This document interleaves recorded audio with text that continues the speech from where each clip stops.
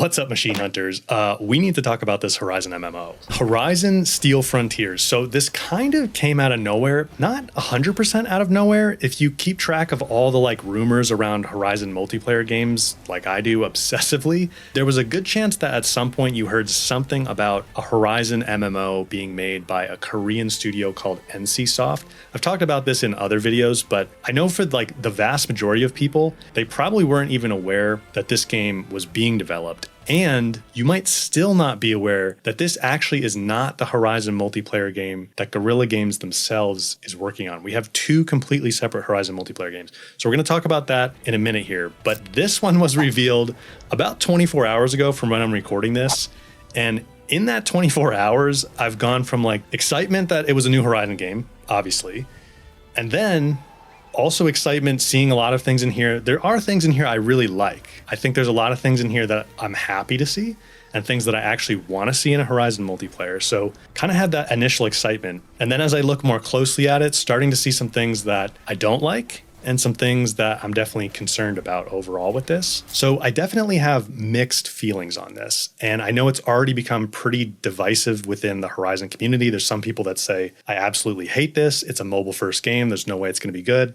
I don't like what I'm seeing. And then I know there's a lot of people, some of you might be surprised to hear this, but I've seen a lot of comments from people who are actually pretty excited to see this. And I think it's worth noting that the reveal trailer here has almost 750,000 views in under 24 hours. So again, I have mixed feelings. There's definitely things I'm seeing here that I don't like. There are also definitely things I see here that I do like. So I want to go through these trailers together and talk about all of that as we go. But there's one major thing I want to make sure you get out of this video if you get nothing else. And it's that Horizon Steel Frontiers, the one that's been revealed here, is not the only Horizon multiplayer game being worked on. And Horizon 3 single player is also being worked on as well. So NCSoft, which is a Korean studio, is making this Horizon Steel Frontiers game. And you've probably already heard that this is not actually launching on PlayStation, and it's a mobile first game. So it's really being developed for mobile. It can be played on PC, but not on Steam, which was at first really weird to me until I read into it a little bit more and realized that NCSoft has their own Steam-like platform. It's not really a Steam-like platform, not fully, because what it really is it actually runs an Android emulator on PC so that you can play their mobile games on PC that way. So you can play it on PC, but you're going to have to do it through NCSoft's Purple launcher is what it's called, which is kind of strange. So that's going to be very interesting to see how that goes. But this game is not the Horizon multiplayer that Guerrilla Games themselves is working on. Guerrilla is still working on their own multiplayer Horizon game. That's the one we've been calling the Horizon Online Project, and they confirmed that they're still working on it in their announcement about Steel Frontiers. So right on their website, this is the Guerrilla Games website. If you go to read the most recent post, and they also had this in their tweet on X. And if you scroll down to the bottom of the blurb here, they kind of talk about how we're excited to announce the game, blah, blah, blah. And then at the very bottom here, they say, it's been a joy collaborating with NCSoft, and we're beyond excited to be able to hunt machines together in the world of Horizon. At Guerrilla, we're still busily working on more ways for you to do just that, but more on that to come. So what they're saying here is, at Guerrilla, we're still busily working on many ways for you to hunt machines together in the world of Horizon. So they're confirming here that Horizon Steel Frontiers is not the only Horizon multiplayer game that's going to exist. Now, very interesting question here is like, how are these two games going to coexist at the same time, two different Horizon multiplayer games? We'll come back to that though. Let's start watching through these trailers. All right, so we open up with kind of the classic, beautiful Horizon nature. With some animals going on, right? It's the fox in the main games, but boar hunt here.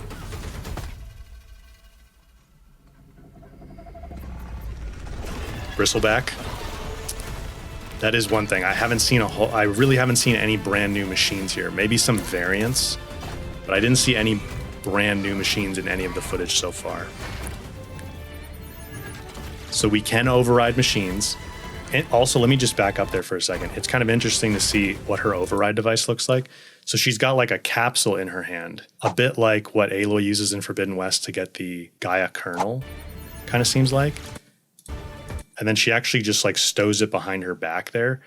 On her arm is basically a pullcaster device. I don't think she was using that to do the override. I think she stowed the override device behind her. So I don't know if it'll be, maybe it's a limited use item, like you use them up when you do overrides. We'll see.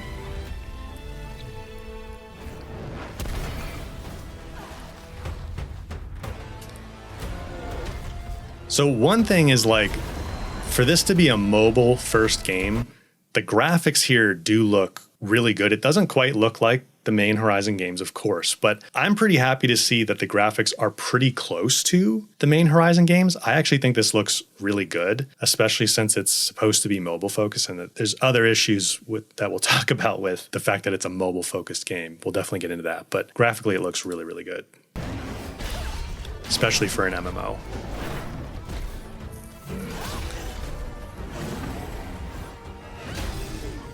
So this is another thing I want to point out here, because I already know this is a pretty divisive thing. The sword being huge and basically being like a great sword from Monster Hunter and just being like comically large, or I've seen some people describe it as like a Final Fantasy sized sword. For me, the sword being huge doesn't bother me too much, because I think in actual gameplay, I wouldn't be like staring at it so much. It'd just be like fun to be using it, swinging it around. What I don't love though, and we'll see that throughout these trailers, is that there's a really heavy focus on melee combat. And an interview with the, I think, executive producer for the game on IGN, which we'll look at later, he basically confirms that they've made the combat system much more melee focused as opposed to range focused, which that's one of the things I really don't like to see. But let's keep watching this.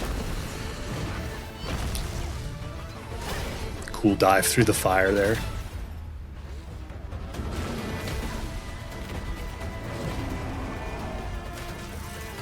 Fighting the fire claw. This is something I do really like. The grappling around, and the stalker mount is super, super cool. Stalker mount's definitely a win, I think. This is an interesting shot too. So clearly you've got a bunch of, I assume, players here. So this is an MMO. So these are all probably real players, or at least a bunch of players maybe mixed in with some NPCs, but really I think a bunch of real players here, clearly trying to like slow down or topple a tall neck. Like collectively working to rein in this tall neck somehow. And then you've got a couple of them, 2 or 3 of them climbing up here to get on top of it. So maybe we have to work together to like collect data from tall necks or something like that. This is a cool shot, showing that we actually have flying mounts in the game. Flying mounts in an MMO is really cool. And being able to fly in here and like dive down to take part in fighting a big machine like a slaughter spine is super cool. So this is another thing. Let me back up here really quick. Grappling onto the machines, I love that as well. Like all the mobility, there's a lot of mobility shots in here, which look really, really cool. Really happy to see that. But here she sticks on, I think they're calling these traps from the way they've talked about it in like the marketing materials and the interview on IGN. These look like traps that you stick onto the machines to like blow off plates and things like that, which is pretty cool. Some bow combat here, so we're not totally melee, but I'm really curious about like what level of precision you're actually gonna have.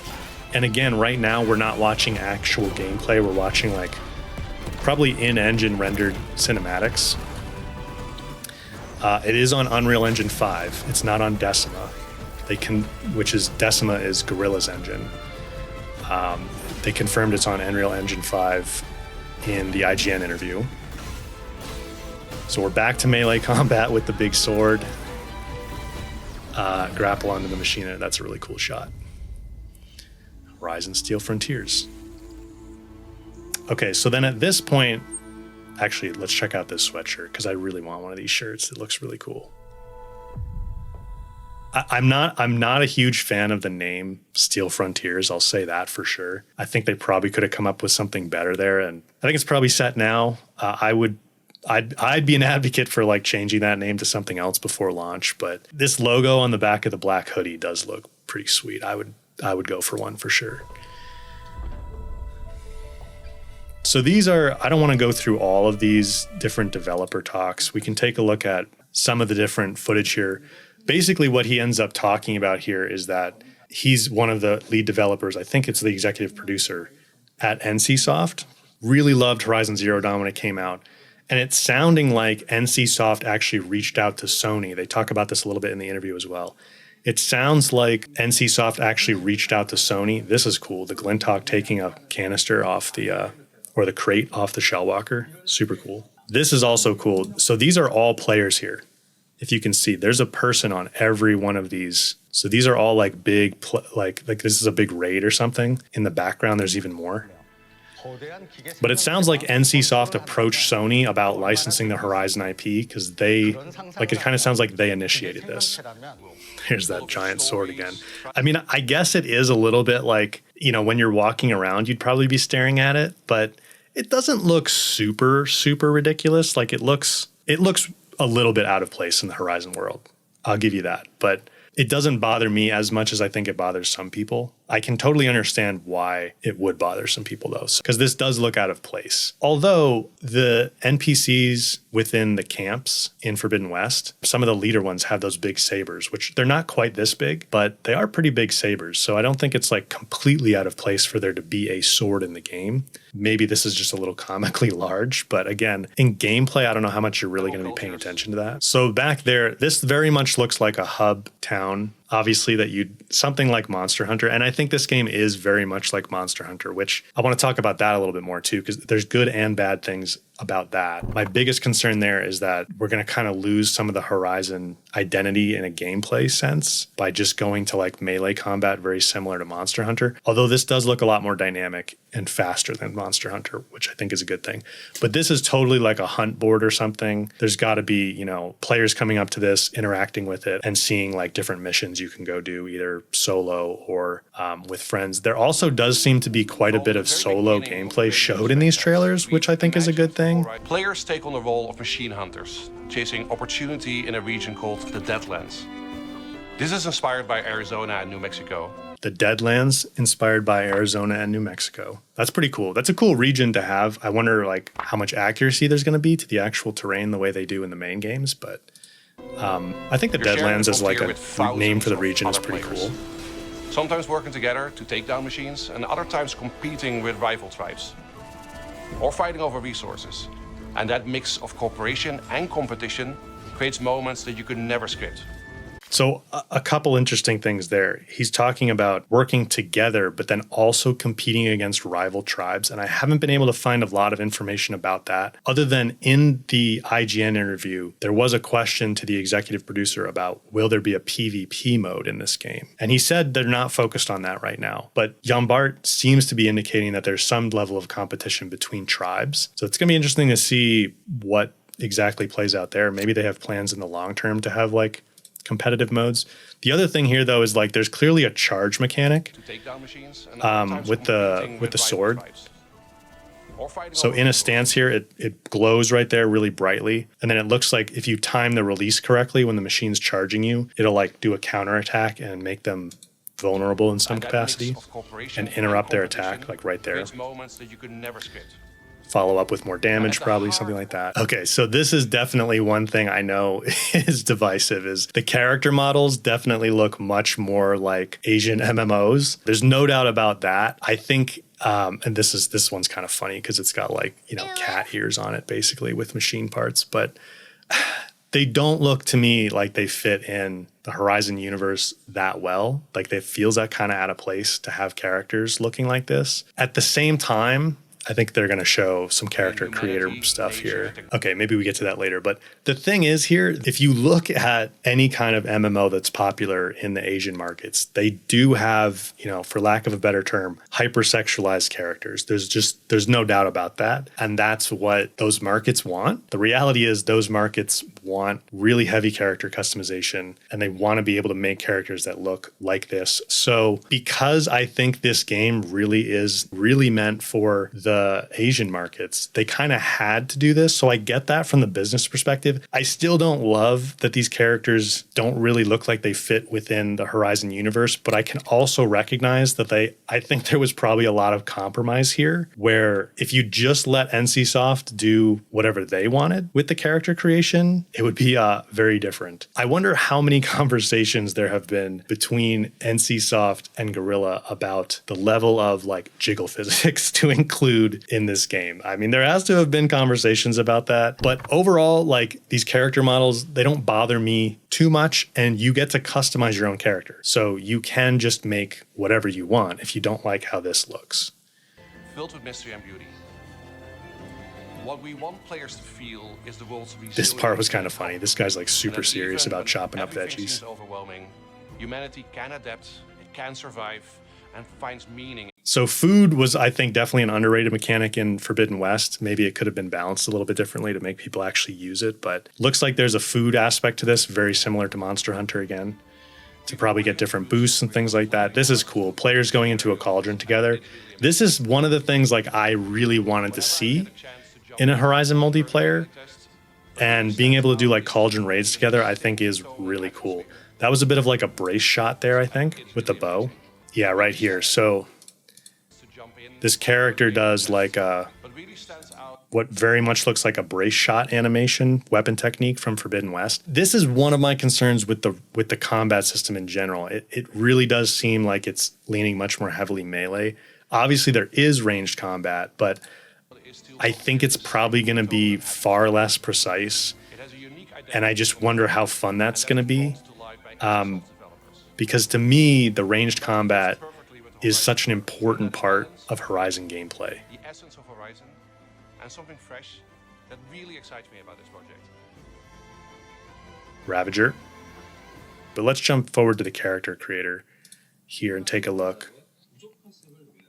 So it does seem like there's a pretty good level of customization. Again, definitely like character models that you would expect to see in an MMORPG intended for Asian markets. I mean, so a lot of this is like typically what you'd want to see in a character creator: blemish, freckles, beauty marks, things like that. I think the things here that feel out of place to me is like eyeshadow, lip gloss down here, you see. I don't know why you'd be wearing lip gloss hunting machines in the wilds, but I mean, I guess if people want that and that's what helps get the game out there and making money, then that's what they have to do for that market. But yeah, that kind of stuff feels pretty weird to me. I think like this was clearly somebody trying to make a quick attempt at like Aloy. You could probably do better than that if you wanted your character to look like Aloy. There are obviously some male characters here. It's not like they're all just female, but yeah, I think it's cool you have a character creator. I hope there's enough flexibility in there to really make something that you feel like fits within the world and that you like. It looks like a fair amount of character customization, so hopefully we can do that. Hanging from Glinthawks is really cool. That's a mechanic. I love to see stuff like that. And let's just jump forward here. There's not much left in this trailer. Let's jump over to the gameplay trailer, which not as many people have looked at. There is a separate like 3-minute gameplay trailer. Kind of starts out just in the camp area. Not particularly interesting. Nothing really of note there. There is a stamina mechanic. Obviously, that's what this gauge here, the circular gauge that floats around with your character, very much like Zelda Breath of the Wild. So I think stamina plays a part in probably different types of attacks, dodges. It seemed like it also played a part in like climbing and hanging from the Glinthawks and things like that. Your mount can just kind of appear under you, which is a little bit interesting, but I guess that's fine. That doesn't bother me too much. This is something I think is really cool. Like this, I really like to see this. This really enhanced mobility where you can like swing very fluidly, like kind of like Spider-Man, honestly. I love like fast-paced, dynamic combat. And of course we had the post that you could use the Polecaster on in Forbidden West, but this just looks even more like way faster, more dynamic, being able to jump up and like target machines with the bow. Very cool. So I really like that. But then this is kind of what I'm talking about. Like we're back to just whacking the machine with a big sword. And this is what one of my biggest concerns here is like, this is looking cool. Like I think the melee combat we have here looks a lot better than the melee combat that we had in Zero Dawn and Forbidden West. This melee looks a lot better, But I don't want the combat system of a Horizon game to become so focused on melee that we lose what I think is really one of the core unique aspects of Horizon gameplay, which is ranged combat. And we do have bows in this game, but so much of this footage emphasizes using this big sword or like two small dual blades, kind of like Monster Hunter again. That's another weapon in Monster Hunter. I'm really expecting this to be much more melee focused. And again, this looks really cool. I just wonder, as you do it, if it's just going to start to feel like you're whacking the machines a bunch. Like, I'm not sure how fun it's actually going to be to do this melee combat all the time. I love flying on the Glintox, though, and being able to jump off a tall neck onto a Glintox. Super cool. There's the stamina kind of ticking down there a little bit while you're on the Glintox. Swinging around, I love that. Really cool. I think the stamina plays in there, too. Very cool Fire Claw. Being able to grapple onto the machines is also really awesome. That's something I've wanted, like, in Forbidden West for a long time. So that's really cool to see. In general, I like that the gameplay looks pretty fast-paced. I also like the new mechanics they've added. Actually, we missed one before. It's right here. So this is, you can actually rip off weapons from the machines and then mount them on your mount as like a mobile turret. So you could put like a Thunderjaw cannon on there or Thunderjaw disc launcher on there, which I think is just a really clever way of like putting together some existing systems that exist within the Horizon universe and doing something new. That is really cool. Kind of like Stalker mounts. Like I want to see that in Horizon 3. But let's talk about some of the other things that I'm like not so sure about or just concerned about. And one of the big ones I know is how this game is going to be monetized. It's going to be free to play. Sounds like that from the website for the game. But NCSoft is like notorious for heavily monetizing their games with microtransactions. Now, any live service game, we have to expect is going to have like skins and things to buy. Like Helldivers 2, you pay $40 for that game. It has microtransactions. You can buy various types of cosmetics within Helldivers 2, but they're not necessary to progress in the game. And so the big question here, I think, is like, how are they going to utilize microtransactions? Like, are you going to have to unlock mounts and things like that by paying for them? Are you going to have to buy resources by paying real money for them? Or can you just play the game for free and buy optional cosmetics? I don't know. That's a pretty big concern. Based on what they've done with their other games, I think it's fair to expect that it's going to be pretty heavily monetized in a lot of ways. We will see. That's definitely a big concern. Another question here is like how this game actually fits into the Horizon universe. We actually got an answer to that in the IGN interview. And what they said was Horizon Steel Frontiers takes place in the same universe as the original games, but in a completely different region, the Deadlands. And then they say, while Aloy and her allies are fighting for the fate of the world in the north, the southern Deadlands face a new threat. So they're basically saying there that this is happening roughly at the same time and in the same universe of where Aloy is, just in a different region further south where she hasn't been yet, at least. So that doesn't fully answer the question. Like, we don't really know how this fits into the canon exactly. Personally, I'm not super hung up on that kind of a thing. Like, I'm more interested in what the gameplay looks like, but I do care about kind of the canon being maintained and having integrity. And so I would like more of an answer to how exactly this game fits in. But the bigger question in that realm to me, though, is like, what is the story actually in this game? Is there a narrative? Are there actual like narrative quests to go on? Is there an overarching story that evolves across seasons or content updates or whatever they're going to do, since it is, you know, an MMORPG that's going to persist for a long time? We don't see anything in these trailers about like the story. And that's another thing that I worry could kind of make a game like this start to feel very samey and kind of generic over time. That combined with like basically in essence whacking machines with melee weapons, at some point I think it could start to feel kind of boring. And then like maybe the biggest point to talk about here is the fact that this game is not going to be on PlayStation, at least not at launch. It might not ever be. It is a mobile first game, playable on PC simply through an Android emulator called Purple. It's not going to be on Steam. It's not going to be on the Epic Game Store. It's not going to be on GOG or anything like that, at least not at first. So this struck me originally as like a very weird decision. And I was like, why would you release a Horizon game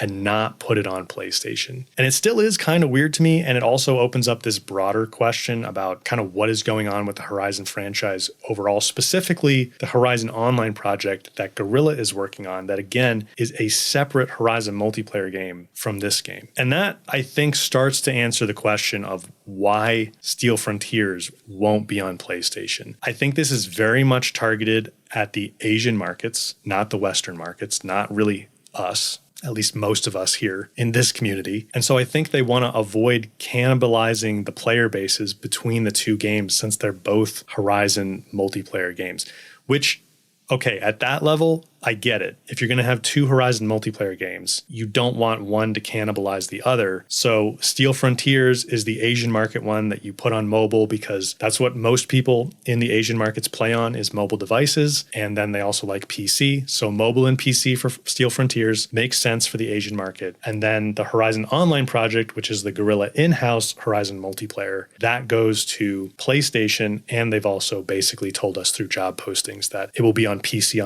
at launch as well. Probably on Steam. So that makes sense if you just look at it like kind of in those isolated factors. But then it's like, wait a second, why are we going to have two different Horizon multiplayer games existing at the same time with just a difference in the platforms that they're on? And I think the answer to that is, well, the platforms that they're on is not going to be the only difference. I think what that means is there has to be some gameplay differences between Steel Frontiers and the Horizon Online project. And if they are actually very similar, why not just make one game and make it available to all the different markets? That's what I'm trying to figure out right now, is like, what differentiates these two games?